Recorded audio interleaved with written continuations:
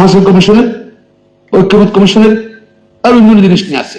কে ক্ষমাতে যাবে, কারে কারে টেনে ধরবো, পিআর আছে, তারপরে কি ওই ক্ষমতার মেয়াদ আছে, এইসব নিয়ে তারা যেটা মূল প্রয়োজন ছিল, প্রোডাক্টটা কেন আসলো, কেন এটা আসলো, সংস্কারের কথা কেন আসলো, বৈষম্য বিরুদ্ধে কার্যকর কোনো আইন করে নাই।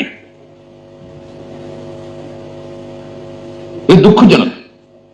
অনেকেই খুশি সংস্কার কমিশনের কাজ নিয়ে 1.5 বছর তার লাগিয়েছে, 1.5 বছর যে জাতির সময় নষ্ট করছে। They are running the country more than half years without elected government. একটা সংস্কার নাম দিয়ে, ঐক্য কমিশন নাম দিয়ে, কিন্তু তারা মূল যে কাজটা করা দরকার সেটা এখনো করে নাই। আইন প্রণয়ন সম্ভব কিনা এই অল্প সময়? অবশ্যই।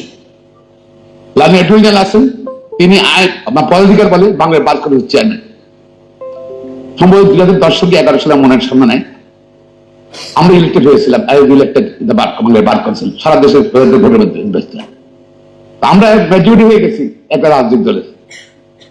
তখন অ্যাটর্নি জেনারেল ছিলেন মিস্টার মাহবুব আলম। মনোপল্ল বলতে বার কাউন্সিল সব মাহবুদ্দিন খোকন সব বিএনপি উকিল থেকে উকিল বানাবে। 2 সপ্তাহের মধ্যে বার কাউন্সিল অর্ডিন্যান্স তারপর গ্রহণ করছিল। ফার্স্ট উইকে মন্ত্রিপরিষদ পাস করলো, সেকেন্ড উইকে পার্লামেন্টে পাস করলো। আর এখন আরো কম সময় লাগবে। পার্লামেন্টের নোটিশ দিতে অনেক সময় লাগে, প্রসিডিউরাল স্ট্যান্ডিং করে যেতে হয়, পর্যালোচনা হয়, তারপর রিপোর্ট দিতে হয়।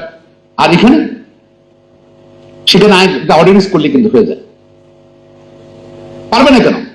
আমি মনে করি যদি বর্তমান সরকার অত্যন্ত সদ্য, জাতির নিকট একটা সদ্য ব্যক্তিত্ব ইউনূস, আমি আজ থেকে প্রায় 8-10 বছর আগে গেছিলাম, বোধ হয় আরো বেশি আগে মরিশাদ গেছিলাম।